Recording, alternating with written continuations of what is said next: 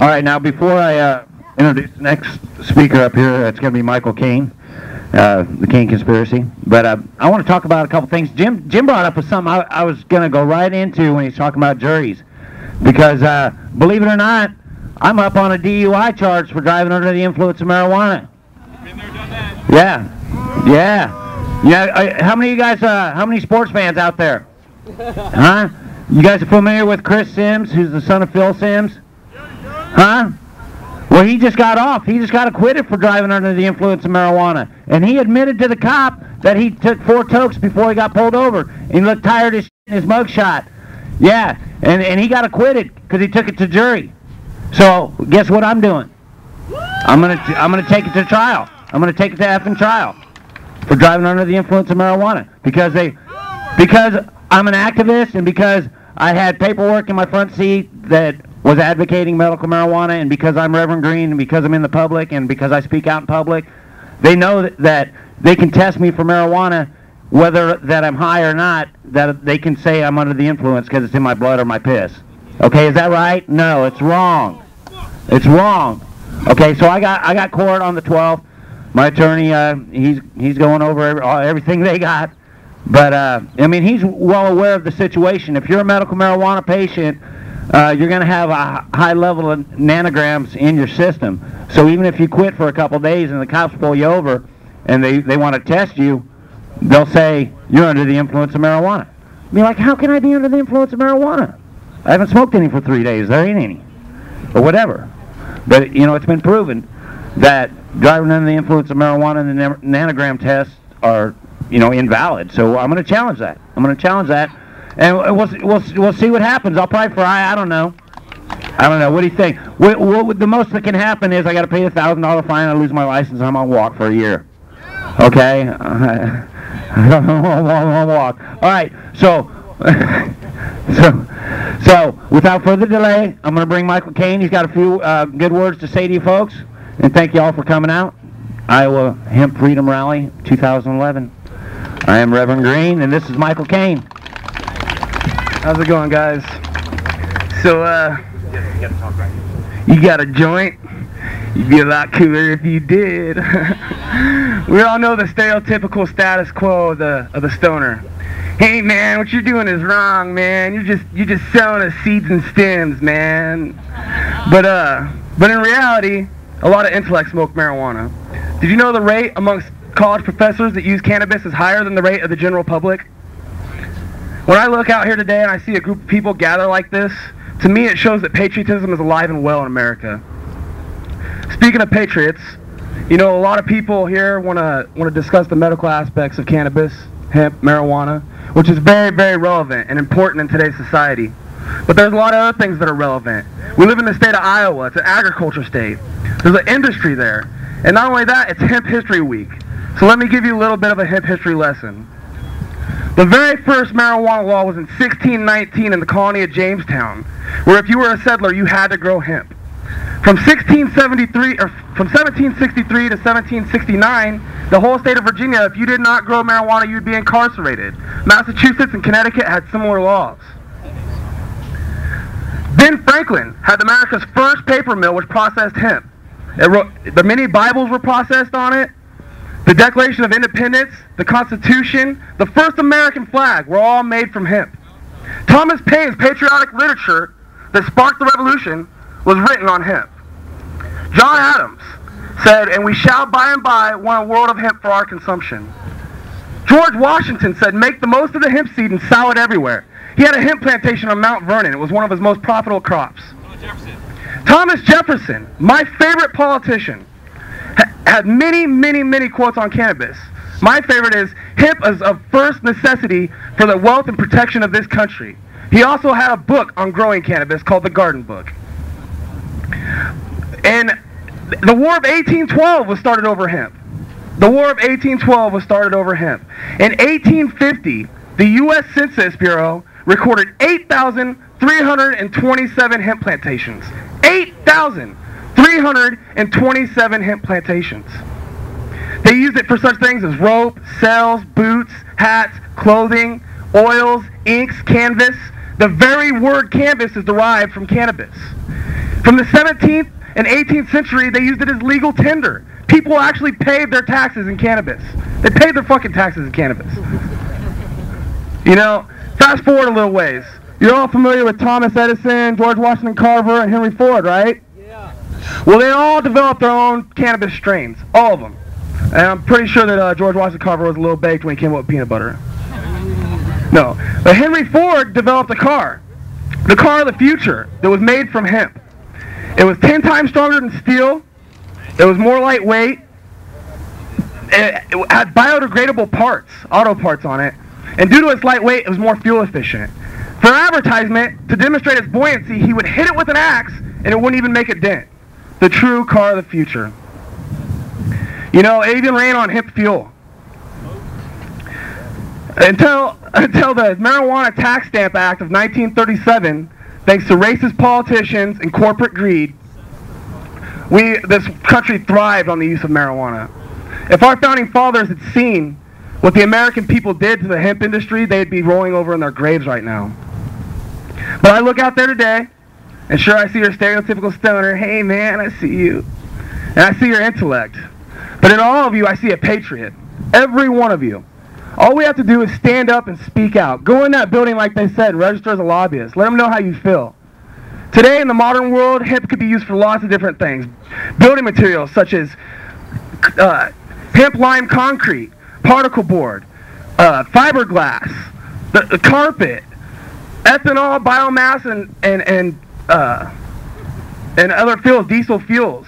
Lots of different aspects. There's over 50,000 different attributes for the cannabis plant. All you have to do is stand up and speak out. Get the word out there. You know what I mean? Seriously, guys. The most common response I got when I was trying to gather people up to come out here was, what difference is it going to make? I'm still going to smoke pot either way. It doesn't affect me none. Well, it does make a difference. You're telling me that civil rights and women's rights movements didn't make a difference when politicians were all racist bigots?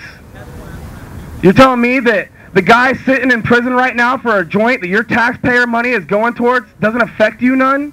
It does affect you, and you can make a difference. So please, please, I beg you, spread the word. Go in this building. Talk to your state legislators, your lawmakers. Let's make a difference. Legalize it. Thank you. All right, give it up for Michael King. That was awesome. Good job, Mike. Good job. That was like from here to awesome. From here to awesome. Just like all of us here today. Hey, everybody, give it up. What's his name? The unknown activist. Right out there. Yeah, for all those. Yeah, the unknown activist, man. He can't show his face. He can't show his face. There's like people, they say, I don't want to come to the rally because I don't want to show my face. There might be a TV. Man, we were trying to get the TV here. Me and Mike went to talked to the news directors, and we had the registered and calling him back, and he was supposed to show, I don't know, is there a reporter in the house? No, I don't think so. Dang. Yeah, so, all right, I got a list of people here. Hold on. All right, it's 4:20. All right. Is there a Wendy Bouchard? A Wendy? A Wendy in attendance? And Wendy has da. All right, no Wendy? Okay, what about Eric Garrett? All right, Eric, bring it. Yeah. Oh, my man, he kicked me down a shirt a few years ago, man. That's a sweet shirt he gave me. His weed helps, because it does. And I welcome Eric back to the microphone here at the rally. All right, give it up, Eric Garrett. Ready to take the mic. Thank you. Thanks for showing up. How you doing, Ray? Long time no see, man. Looking good, man. Thanks. How's everybody doing out here today? Hold on one second here. Let me set this mic because I don't want to hold it. Make it legal, make it green. I'm pretty baked right now, so hold on a second. Let me adjust my glasses here. Fortunately, my good friend Judy isn't out here this afternoon. I'd like to bring her up, but she's not here. I was told she's of ill health right now, unfortunately. So my thoughts and prayers go out to Judy. Chris, my good friend Chris is out here. Love you much. This year I brought my mom out. She came all the way from Minnesota. So give it up to Mom. She supports medical marijuana. She uses medical marijuana for her ailments. So you know, that makes me proud to be up here and be able to, for Mother's Day especially. So to all the mothers, happy Mother's Day also. I just want to say that I'm a family man. I'm educated. I have a college degree. I'm not a thug or a typical stoner or whatever you like to call it. I am from California, by the way. That is my home state, and I love it to death, and I like to bring that vibe out here to Iowa. I love it. Iowa is a great place. I think we need to push for hemp in our state. I think hemp could be a good cash crop for this state, and if you go on NORML's website, you can actually look at cash crops, and Iowa is actually a pretty big producer of agriculture, as you all know, so I don't have to explain that to you. But yeah, I'm a family man, 2 kids. I do teach my kids about cannabis. They do know Dad smokes. I don't have any problem with that. I want them to keep an open mind in life, as all young, you know, youngins should. I think that cannabis has been kept in the closet for way too long. Amen. People like my mom, my grandma, Judy, my friend Judy and Chris, and people that have real ailments deserve to have this plant in their life. Amen. This is a life-giving plant. Yes, it is. Do the research. Educate yourself on it. It is a universal plant, life-giving. So get out there, talk to your legislators. You know, get with people like Ray here, Mike, good people like Carl, back him up, come out here, speak.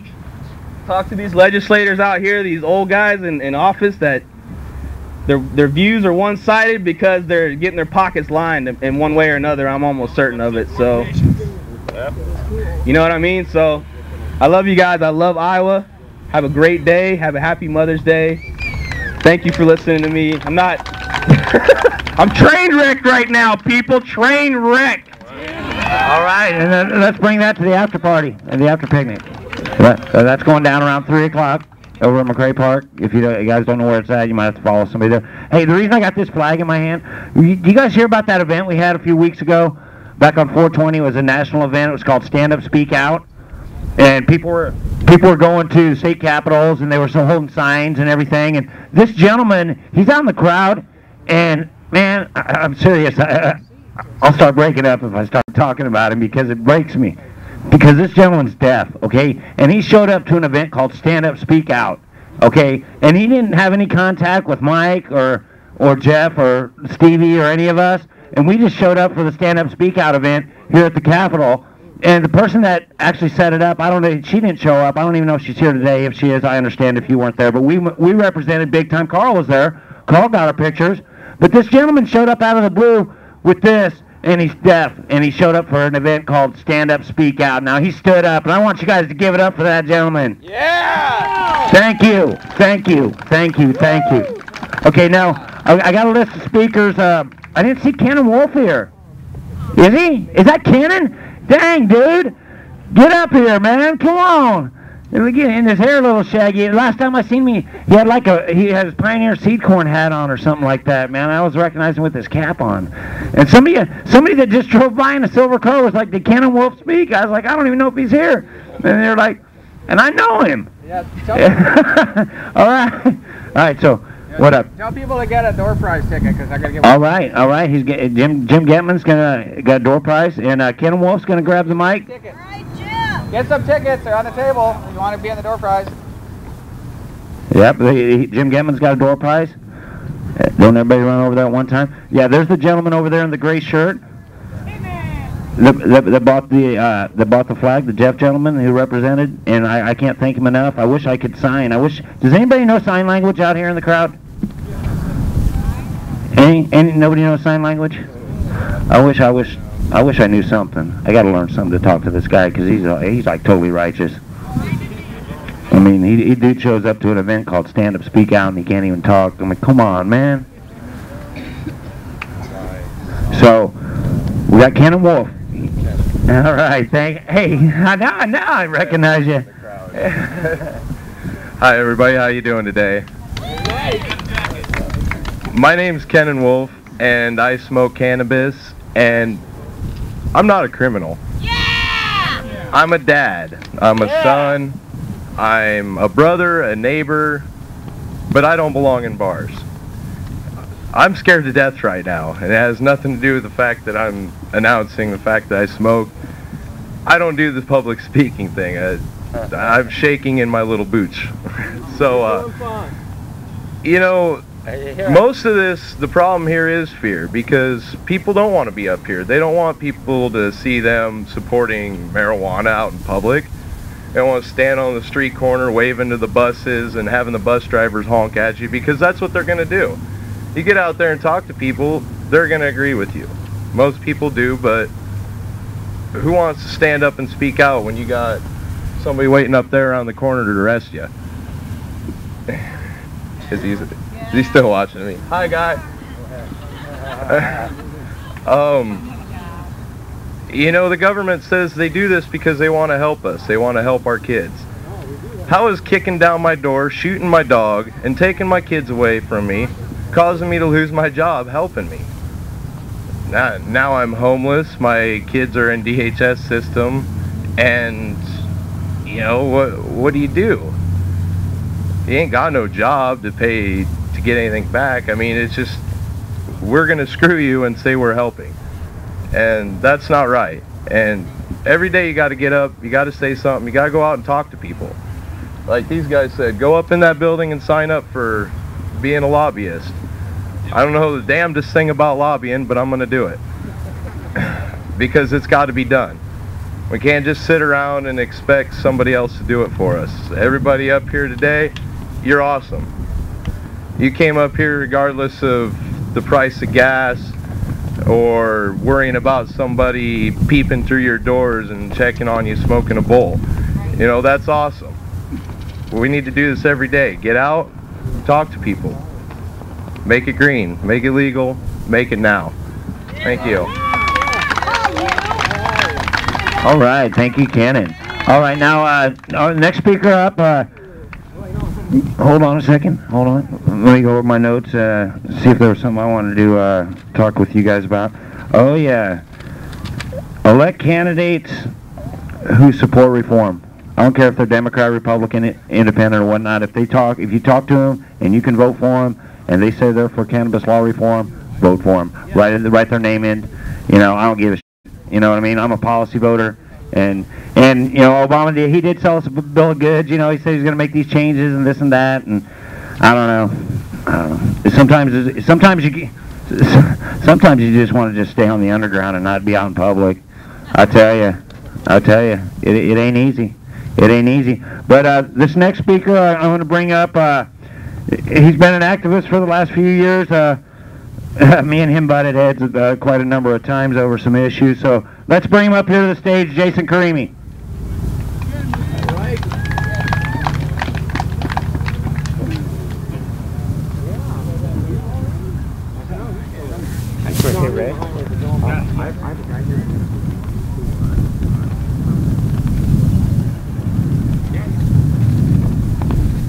How's everybody doing? All right, I'm here in place of our executive director of Iowa Patients, Jimmy Morrison. He's very busy right now. He's in the middle of shooting a documentary on the housing crisis. He's also working for 2012 Republican presidential candidate Gary Johnson. So I don't know what that says about the stoner intellect, but he's a good guy. I'm just going to share some things we're doing with Iowa Patients. We are focusing on talking with legislators. We have a bill right now with Senator Joe Bolcom. It got out of the committee, and it is going to be being pushed forward onto the House floor this next year, but we need everyone's help. We need people to talk with legislators. We need you to email them, go to forums, ask them what they think about medical marijuana, and specifically, we need to target Republicans. This is a constitutional issue. This is a limited government issue. Is there a Republican senator here in the crowd who will step forward, or does anyone know one? Please let us know. Ray was arrested he didn't have anything on him. He's being targeted because he has literature in his car. Is that constitutional? I don't believe so. So we need to move forward on this issue and stop arresting people. Jason, you need somebody for the Republican platform committee too. the Republican Platform Committee. Lynn used to be on the Democrats Platform Committee. In Iowa, our Democratic Platform Committee is actually more liberal than California. It directly supports legalizing medical marijuana. California's Democratic Party during Prop 19, they actually are neutral. So we're doing a lot of good things in Iowa. Thanks for mentioning that, Lynn. We have some talking points at iowapatients.org, and if you can follow us on Facebook, we post about new studies and new groundbreaking cases, so make sure to follow us on there. Like I said, we need your help. We are having a statewide event here this year, and we need to raise some money for it. We need to raise some money for a new camera to shoot that government, the presidential candidate Gary Johnson. We're going to tape patients, we're going to tape testimony, we're going to have it all online, and we're going to get this out to the legislators. More so than that, again, talk with legislators. Let's see. I don't do very good at the public speaking either, Keenan, so. I have an article up on my blog I wanted to mention real quick about the Washington situation. The governor out there said she supports the medical marijuana bill, but she specifically said that activists need to target Republicans. She said that we need to get the four corners in. I was at CPAC in Washington, D.C. earlier this year and watched Ann Coulter say that the Republicans need to switch to welcoming the gay community into their party for constitutional reasons. I don't know if she was serious, but I'm seeing a big movement for us to step into the GOP and get them on our side. We already have the Democrats. Once we get everyone, we move forward, we get this passed, this can be over with. That's pretty much all I had to say. Parties on the same side. Name's Kurt Hammond. You want to introduce him? Yeah, is there Kurt Hammond from Minnesota NORML in the house? I understand this gentleman wants to come talk to us. They're making some traction up there regarding their board of pharmacy up there. He's filing some information, trying to get some direction there. You know what? They'd have medical marijuana up there in Minnesota if that Tim Paulani. Oh my God! And this guy's trying to run for president. He's coming around to Iowa and this and that. He's another pot Nazi. When you hear Mike Pace talk about pot Nazis, that Tim Paulani is a pot Nazi. This guy wouldn't even sign the most restrictive medical marijuana bill in the country. He wouldn't even sign it. He wouldn't even sign it. What a prick. But let's give it up for this gentleman that came down from Minnesota. President of Minnesota NORML. Welcome to Iowa. Thank you. Yeah, I'm actually just the treasurer of Minnesota NORML. You're president. Yeah, my buddy Randy Quast is the president. But yeah, thanks for having me out here today. I'm actually Iowa native. I'm from Ankeny, Iowa. Yeah. I don't know if you should clap for Ankeny, Iowa, actually, but Iowa native. I moved up to Minnesota about 3 years ago, and right around that same time, I had gotten in some trouble with the law here in Iowa, and at the pretty much same month or so, this exact same rally was going on. So I came down here to see what sort of activists what they were doing here in Iowa, and found that Carl Olsen was doing some real cool stuff with the Board of Pharmacy, and since that time I've been just keeping in contact with what you guys are doing down here, and petitions you're filing, lawsuits you're going forward with, and I really wanted to do the same sort of thing up in Minnesota. I really believe in the argument. Obviously, there's the proof is in the pudding, and when the Iowa Board of Pharmacy in February of 2010 actually did come out with a ruling saying that marijuana should not be in Schedule 1, I decided to go forward with the same sort of petition up in Minnesota. That was in June of 2010. I filed pretty much word for word the exact same petition that Carl won with down here. It was a lot more complicated than just one step down here, obviously, and was not quite equipped to go forward with the lawsuit at the time. But the Board of Pharmacy did come back in July of 2010 and denied my request after the Board of Pharmacy here in Iowa had just 6 months later said that marijuana is medicine. They cited the fact that the law itself in Minnesota does not require them to change anything, it just allows them to. So pretty much they just said, we are lazy, we are not going to act, I'm sorry. So in the meantime, we actually got a new governor in Minnesota who is a Democrat, and since the Board of Pharmacy is an executive sort of agency, I refiled as of February, I believe it was, it was March 16th, filed a new petition with the Board of Pharmacy in Minnesota, and as of Wednesday, which is the 30th anniversary of Bob Marley's death, the Board of Pharmacy will be publicly declaring how they will respond to my new petition that I sent. And I'm very excited to hear what they say. If you guys are interested at all in looking at the document itself, it's at minnesotanormal.org or mnnormal.org. If you just click on the blog section, you can see these documents. But I'm very excited to hear what they're going to say on Wednesday, and this time I actually have the resources to go forward with the lawsuit or a judicial review of the agency's action if they do respond in a way that's just saying we're going to keep dragging our feet. But I'm excited with the lawsuit that's going to be going forward down here in Iowa. I wish you guys the best of luck, and perhaps we'll be close on your heels. So thanks again for all you guys are doing, and thanks for coming out today. All right, thanks for coming out. We really appreciate it. We really appreciate it, Native Iowan and all. Now, check this. Jim wants me to give away these door prize tickets. So does everybody got their tickets or whatnot? Hold on a second. Okay.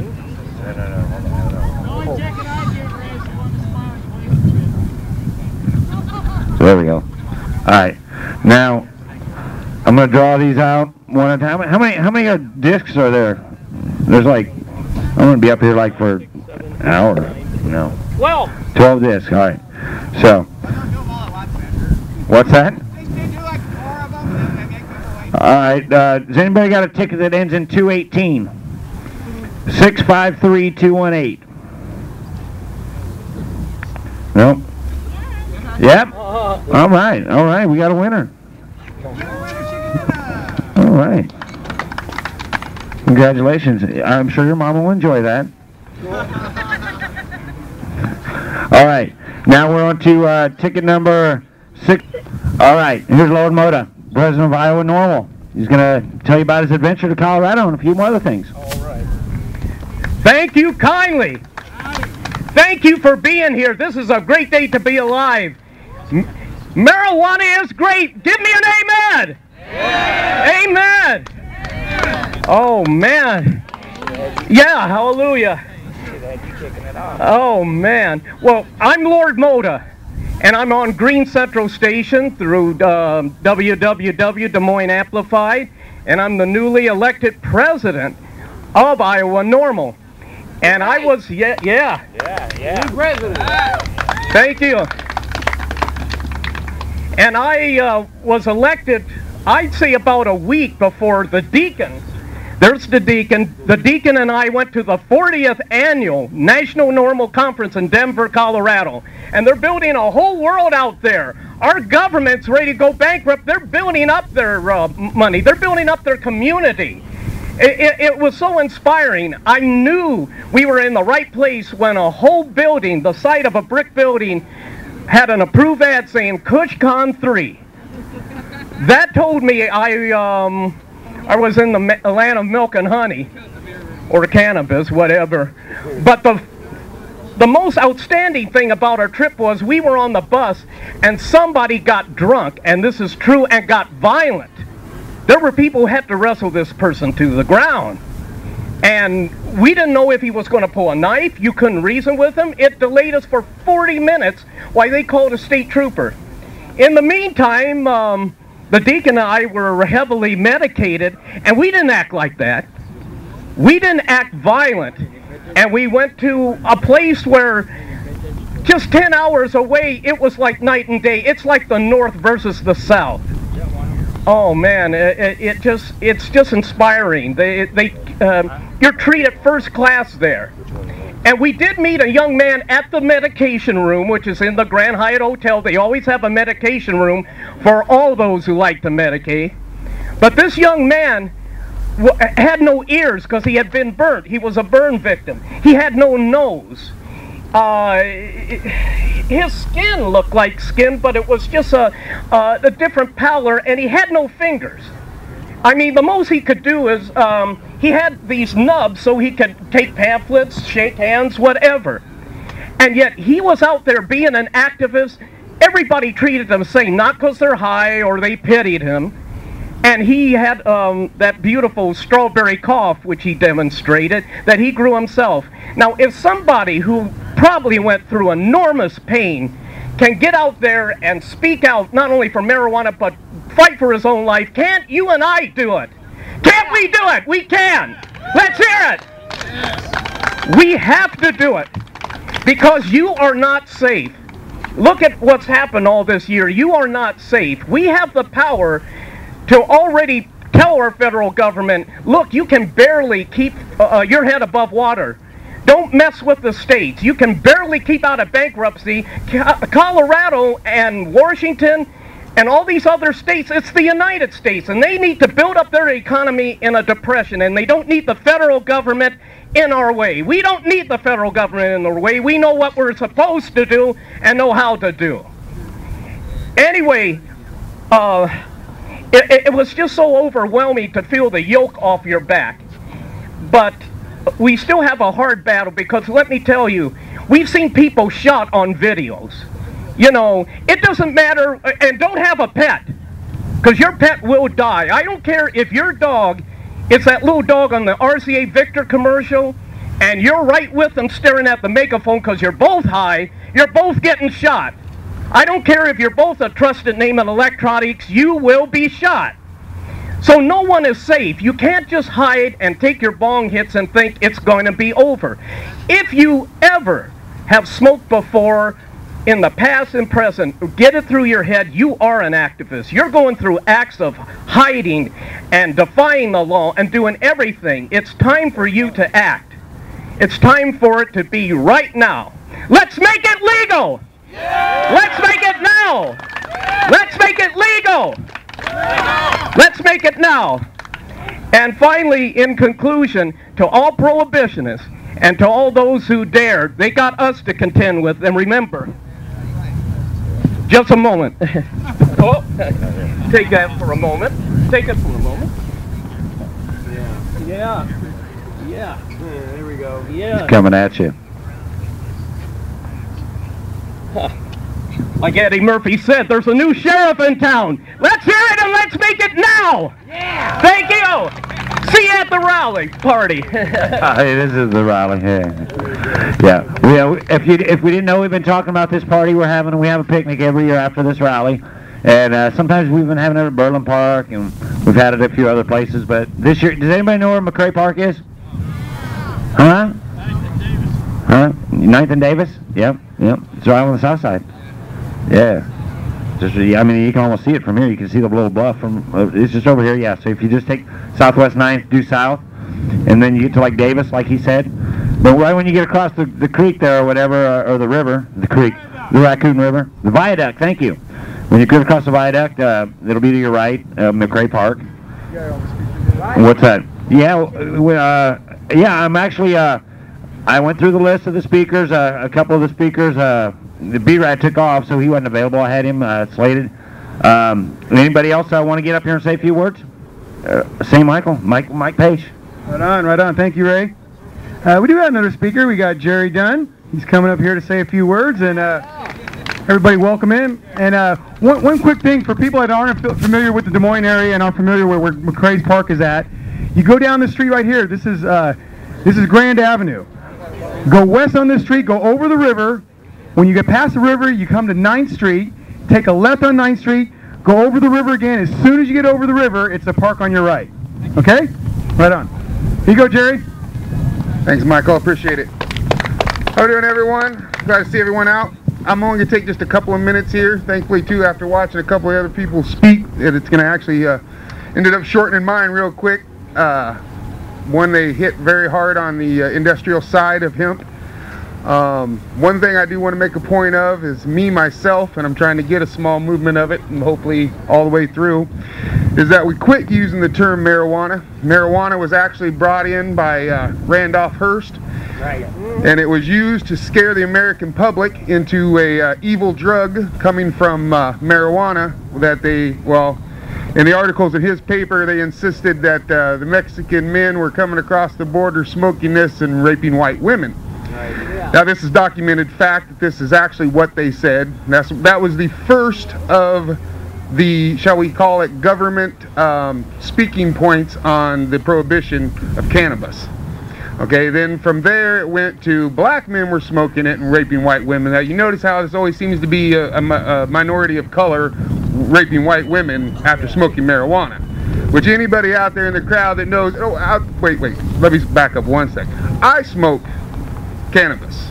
I am not a medical patient of any kind. I am just a simple casual user.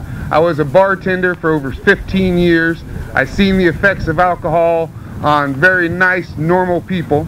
And after all my years of experience with both, I realized that the safest choice for me and everybody I knew was in fact cannabis, not alcohol like they so insist that we use for the social medication, if you will, that is widely accepted.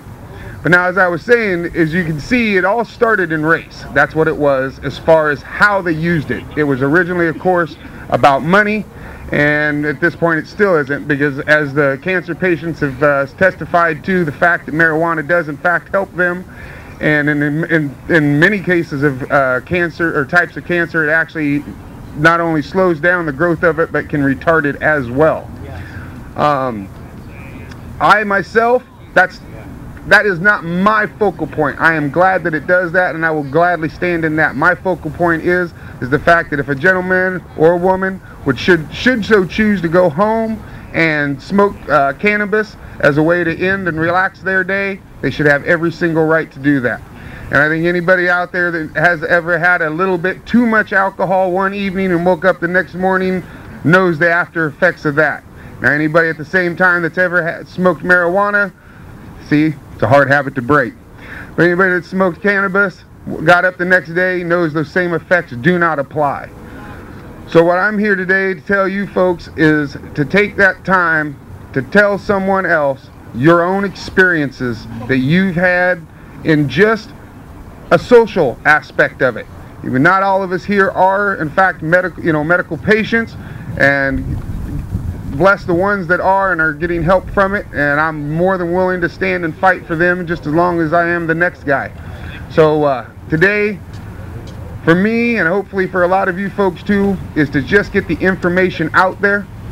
It's been around forever. The American government knows it. That's why if you stop to do a little research, you'll find out that the United States government owns the patent rights to cannabis for when it is distributed. And another little factor too, that I know I got a little mixed up. I had a little prepared thing, but then like I said, it all got thrown or torn apart with the other parts being spoke about, and I don't want to repeat anything. But everybody, I think, probably knows about the Partnership for a Drug-Free America. That's a fairly common group. Everybody, they have lots of commercials on there, much like Gel, which is a very good organization against tobacco use. But the main financiers of a drug-free America are two of the big pharmaceutical companies, three of the large alcohol companies, Anheuser-Busch and Coors distributors are two of those. Pharmaceutical one, it is I never get that. Pfizer, thank you. I can read it as soon as I see it, but say it out loud, it's a whole nother ball game. They are one of the big pharmaceutical companies that are one of the main or top three financiers of Drug-Free America, as well as large tobacco companies, which I once again had the exact names of those, but I can't give them to you here right now. But it's very easily researched, very, very easily researched. And the point I bring this up to you is they are not here to keep a drug-free America. That's an oxymoron. It's never going to happen. Okay, there's never going to be a drug-free America. The only thing we can honestly do as both citizens and as neighbors, family members, is get the safest drugs out there and get rid of these harmful drugs. There are many, many, many harmful drugs out there that are used both in the medical side of things plus the social side of things, alcohol being the one I'm referring to, of course, that are used that are harmful. They kill thousands upon thousands of people every year. And I want to state one last fact for you on that note, is there has never been a case in human history of a person dying from either the use of or the consumption of or the after effects of marijuana. It has never happened. It will. The odds of it ever happening are still slim to none. And I will point out that actually the first traffic accident that has ever been able to be linked to the use of cannabis was actually just happened in this last calendar year, the last 12 months, excuse me, when, of all people, George Michael got into an accident in England, and his SUV rammed a storefront at a whopping speed of 25 miles an hour, and got into an accident under the influence of marijuana. That is the first.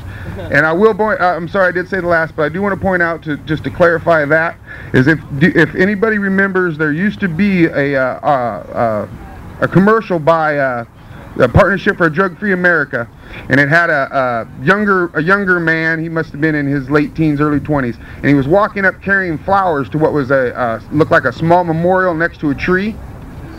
And they said that in that commercial, they said that that person was under the influence of marijuana when they hit a child on a bike.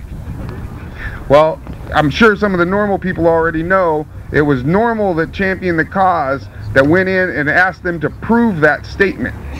They could not prove that statement. In less than 2 months after that first aired, they pulled that off of the air. All right. Because it was not true. It's never happened. And I'd love to say never, but I know you never do. But the odds, like I said, of it ever happening are still slim to none, because I think we all know the true effects here. So I just wanted to come up and give you just a couple of minutes there, or take a couple of minutes of your time there to come at the aspect of just a social user. I'm here more than willing, and always will, back the medical side of things, because it is very important. It has been proven time and time and time again. I'm one of those bad guys. I sit at home and I read it all. I read every word of these studies that have been done, the legislative process, and one of the first things I can tell you is the people that are for it come with facts, proof, and scientific, documentation for what they say. Those of them that are against it come at nothing with you but fear and ignorance. It's been proven from the very first, like I said, and it was funny, Mike actually had actually said the last stance that the United States government came out with on the prohibition of marijuana was, it's bad for you. We have no reason to say that. We have no proof of it. We have no scientific fact to back it, but that's all we got. It went from, it made you crazy and rape people, to it just made you crazy, to, well, it's just bad. Okay, we don't know why, but it's bad. Trust us on this. So I won't be taking any more of your time, but let's just admit for 1 second here, it saves lives in more ways than one. So let's just do our part. Thank you guys for your time. Thank you.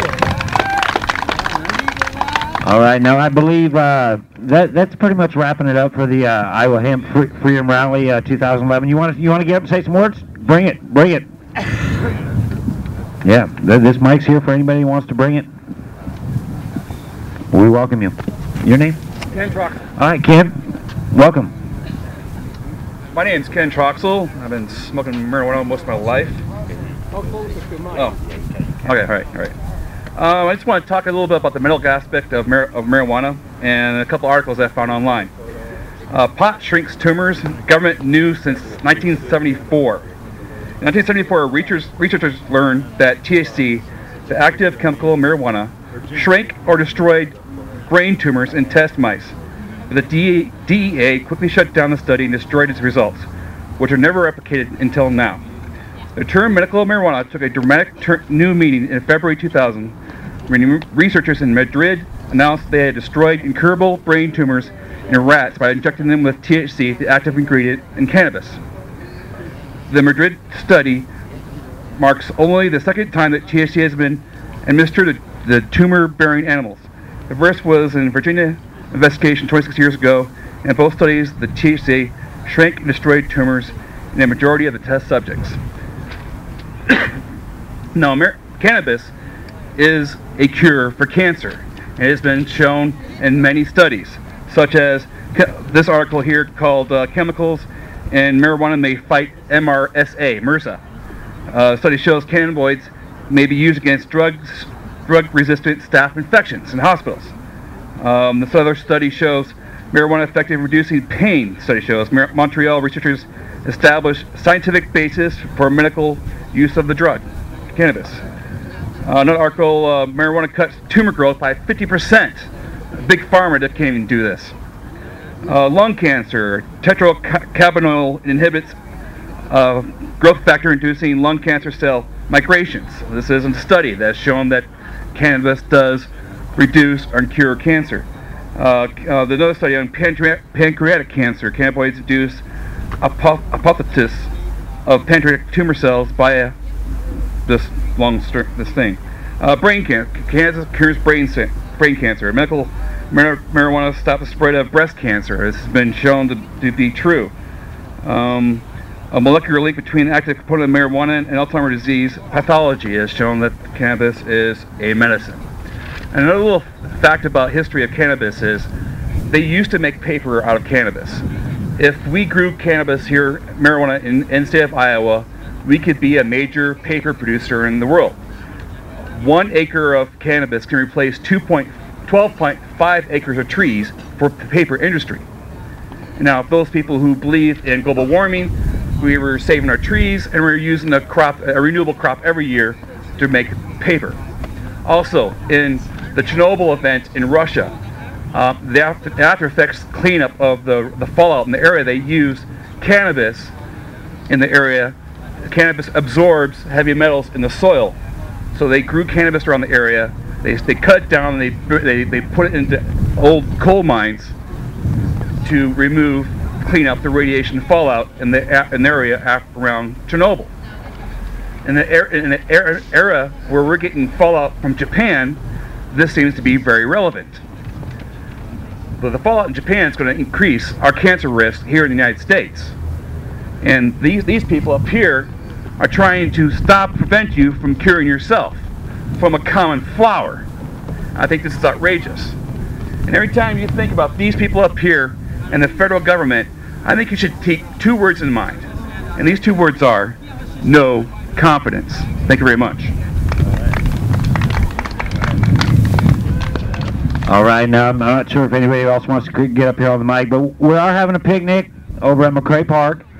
It's Southwest 9th. You just go over the viaduct, and it's the first park to the right. We're gonna have some bands. I suggest bring some food. You know, bring some food for everybody if you can. If not, I don't know. But I really want to thank everybody for coming out. Oh wow, I don't know. Is the event over? It is over. I believe it's over. Bob Mankey, you want to say a few words? Yeah. Hey, I really want to apologize to Bob Mankey because I didn't recognize him when I got here. You're up. Yeah, no. Yeah. I just want to say something real quick, folks. I want to talk about marijuana steal. About 2.5 months ago, I was witnessing in front of my fellow Republicans. I'm a marijuana-smoking Republican. Okay, don't everybody go boo. And what I did with these guys is I confront them with marijuana being real, and I'm real, and I confront them with, this is not about getting high, it's about the economy, stupid! This is a money maker, and as you know, money has been very much against us. That's dumb too. It's smart for us to grow pot here in Iowa. I asked the Republicans, why are we growing toilet paper in other states out of their trees and sending it here? They were just as quiet as you were. Why? Because we're stupid. Okay? We need to be growing our pot here in Iowa and making things out of it. Your clothes, your carpets, your socks, not just your medicine. As I told Branstad, the price of corn has tripled. They're having food riots in foreign nations. And we're burning corn in our cars. What's wrong with this picture? We can take marijuana without having insecticides, fungicides, pesticides, GMO shit, Roundup. We don't need that. We can put marijuana on marginal soil that you cannot grow your food on and make marijuana steel out of it like Henry Ford did in the first production prototype automobile in the history of mankind, the Model T. We need marijuana in Iowa to be free. Yeah. We need marijuana in Iowa to be prosperous. We need marijuana in Iowa for national security. We need marijuana in Iowa as Republicans in order to be safe, in order to have jobs, in order to have legal security, in order to have lives worth living. We need to free the herb. Thank you very much. Yeah! All right, let's give it up for Bob Mankey. Yeah, how about that free marijuana? I'm down with that. I want some free marijuana. I want some of that marijuana that just shows up at your house like they're getting in Scranton, Pennsylvania. People are like just, so somewhere in Pennsylvania they're just getting marijuana just showing up at the doorstep. I want some of that. You deserve a break today. Yeah, we need some of that. All right, so I want to thank everybody for coming out today. It was a wonderful day. Couldn't ask for better weather. I want to really thank Lenice Wedewer for coming down and bringing her story to us here in Des Moines. And it was my pleasure to finally meet her. We've been networking for the last number of months, and it's been quite a I don't want to say closure, but it's like a new beginning for us. Yes. It really is. And it's like, you know, when you connect with somebody and they're spiritual and you're spiritual, you know, that's what we got going here. So I want to thank everybody for coming out to the Iowa Hemp Freedom Rally 2011. We'll see you all next year, the first Saturday of May. I may or may not be living in Iowa. I may be one of those people that just like, oh man, screw this. But hey, those of you that have been coming out to these rallies and been hearing me talk, and I'm always talking about, oh, I'm just going to leave the state. I'm going to move out of Iowa. I'm still here. I'm still here. But what I'm doing is I'm watching all my relatives die and things like that, you know, and all, you know, so I sit around and wait for funerals. So like my dad, you know, my dad was always going for the funerals. So I wanted to really thank everybody for coming out today. Check me out, Green Central Station, DesMoinesAmplified.com. Check out Carl's Cannabis Corner. He's also on DesMoinesAmplified.com.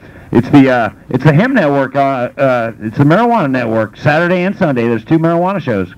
Green Central Station, and then Carl's Cannabis Corner on Sunday. So that's awesome. DesMoinesAmplified.com, and we're also on live.normal.org 4 times a week. They rebroadcast our show. They don't have it just audio only on Wednesdays, but then they show 4 episodes. So we're nationwide. Green Central Station is about healing the nation. We are worldwide. So I want to thank you for coming out today, and come to McCray Park and let's have a good time. Thank you. Thank you.